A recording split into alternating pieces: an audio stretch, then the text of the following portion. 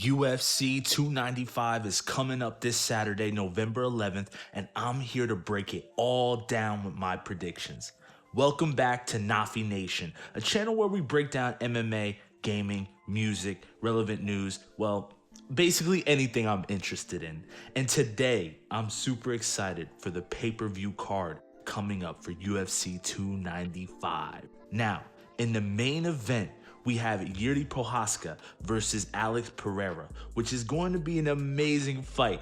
But we gotta get through the other fights first before we get to the main card. We also have Sergey Pavlovich versus Tom Aspinall in the co-main event, Jessica Andrade versus Mackenzie Dern, and Matt Frivola versus Benoit St. Denis, who will be the last fight that I talk about today. Now, first up, we have Matt Frivola. Matt Frivola is a tank of a human. He bulldozes through his opponents with precision and amazing power. His right hand that cracked Drew Dober's iron chin is probably gonna go down as one of the all-time highlights for his career.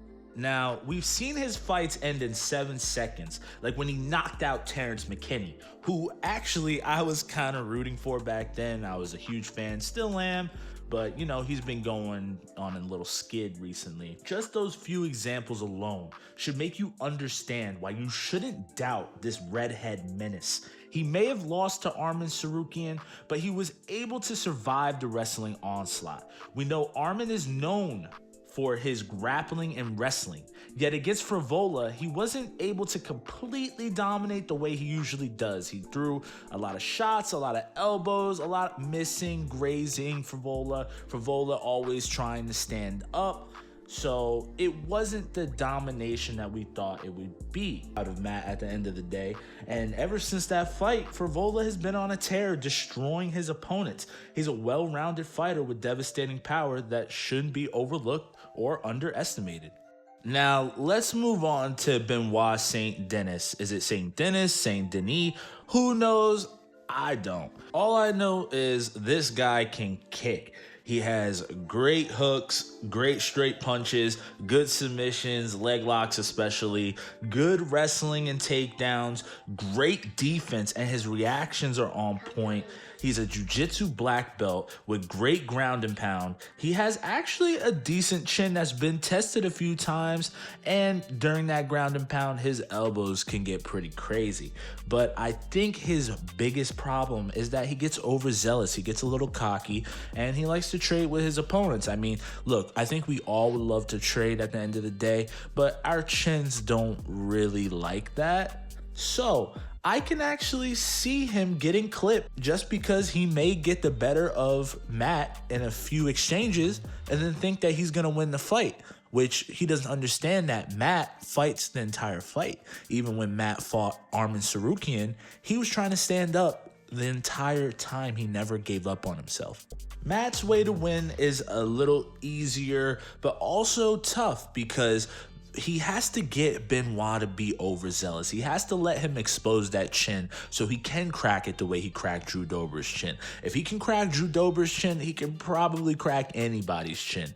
So we need to see him feint and really get Benoit overthrowing, or at least, you know, get a nice counter on him so that he's always thinking he's a little gun shy, and then he can just take over from there. I think Frivola will overwhelm Benoit and he will end up knocking him out probably in the second round or so.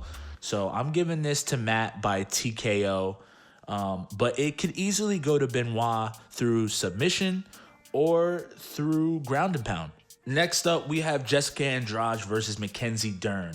Now, Jessica Andrade is a little girl with a lot of power. I mean, we've seen her slam Rose Namajunas on her head, and every single fight she's been in has been very competitive, and even if she loses, the other person is pretty damaged and always gives her respect. She knows how to punch, how to kick well. She's very good on the ground. Her wrestling is good. Her grappling is good. Sometimes just her shorter stature hurts her in her fights, but she's usually on level playing field with her opponent. Mackenzie Dern, on the other hand, is a very good fighter who's just come back to fighting. She fought Angela Hill in a 5-round banger. It was a great great fight, but the problem is she wasn't able to get the finish on Angela Hill after 5 rounds. And Angela Hill is an older fighter. She's still good, but to say that you want to be champion and you can't finish Angela Hill is a little disappointing.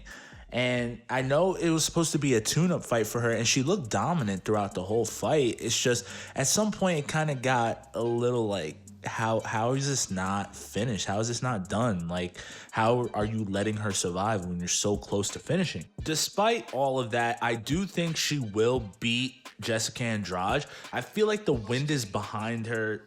Just the universe wants her to win this one. She has longer arms. She has great grappling, great boxing.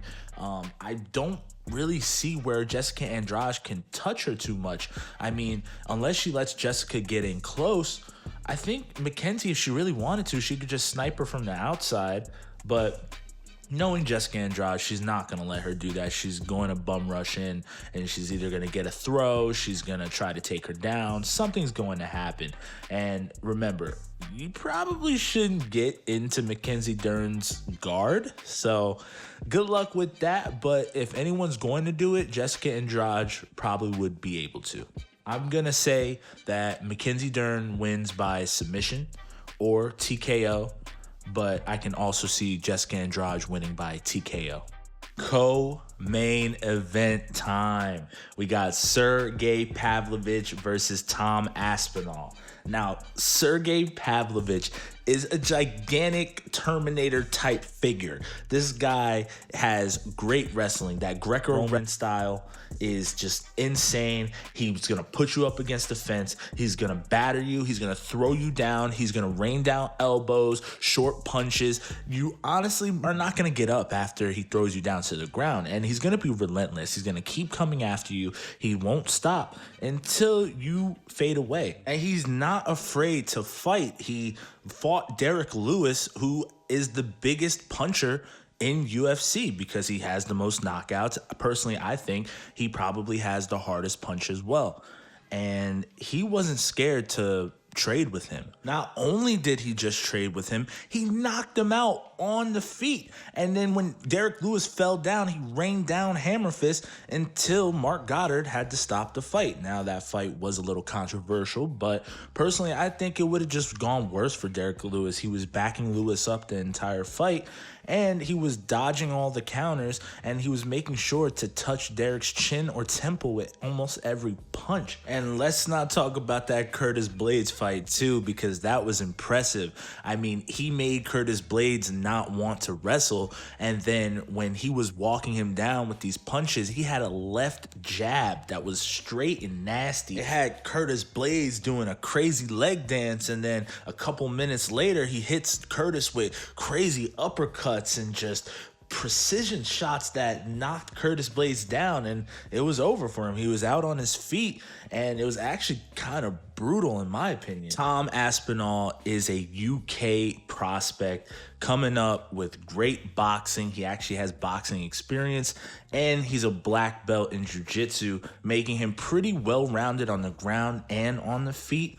I've seen crazy takedowns. He hits you like a football player, and he has great boxing that's very crisp, and he will put you out on your feet if you expose your chin. Good body kicks, good chokes as well. I've seen him throw some pretty nasty combos too. He doesn't just have a 1-2. So I can really see this guy doing some damage on the feet. And he did get hurt. He actually tore a ligament in his knee, and he had to take off for about a year.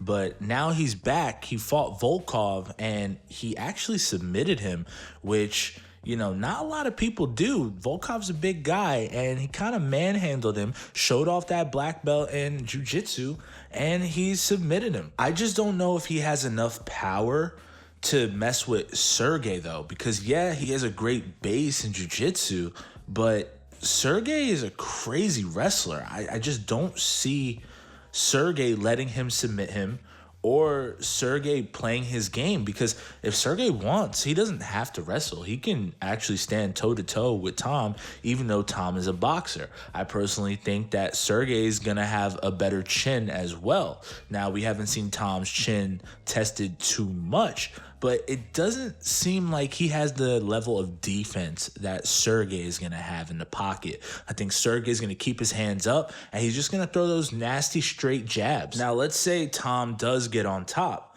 I do think Tom has great ground and pound. We've seen him finish quite a few opponents with ground and pound. So if he does get the opportunity, he can let go and unload on Sergey, maybe knocking him out. I mean, it is heavyweight, so anything can happen.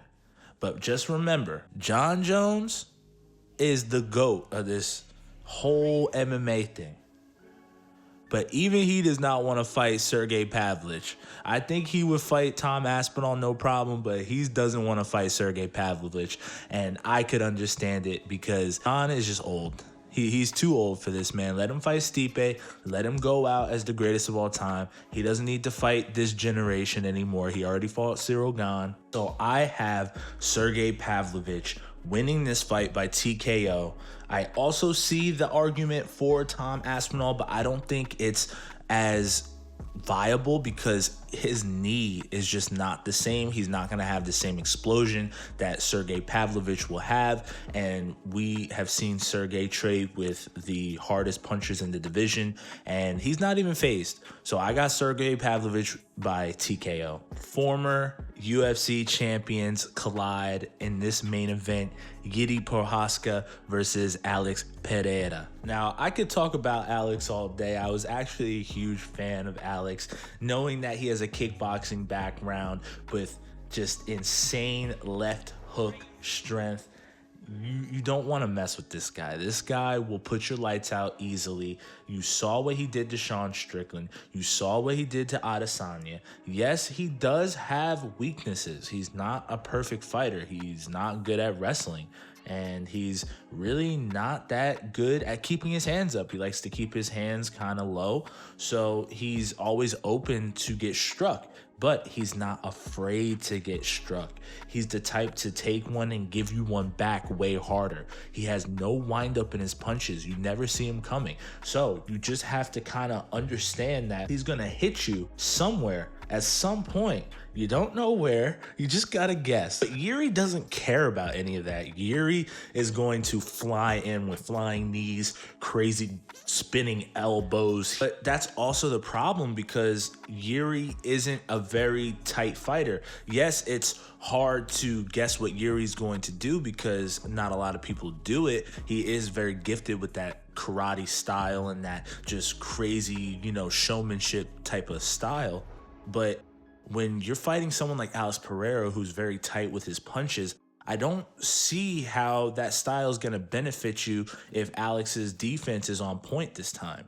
Yuri's going to have to hope that Alex either wants to trade with him and Alex isn't faster than him, or he has to hope that Alex just doesn't see the punches coming and he just gets, cold clocked with a nice right. I could see maybe, or a knee up the middle could work for Yuri, but I don't see Yuri pulling this off as much as his fans want him to. I am an Alex Pereira fan. I'm a little bit biased on that, but I do think that he has the skill set to actually beat Yuri. But Yuri could win in the wrestling department if Yuri has been working on his wrestling.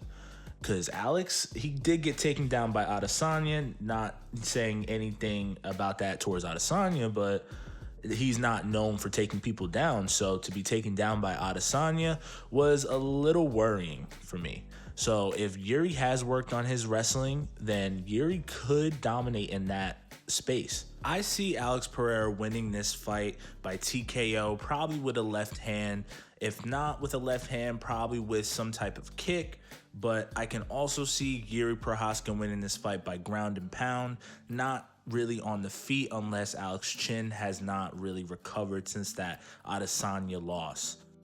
Well, that's most of the UFC 295 card. I'm excited for it. It's coming up this Saturday. Everybody go watch that. And thank you for tuning in with me. Like, subscribe if you enjoyed the video. I'll be back for more different topics, different types of content.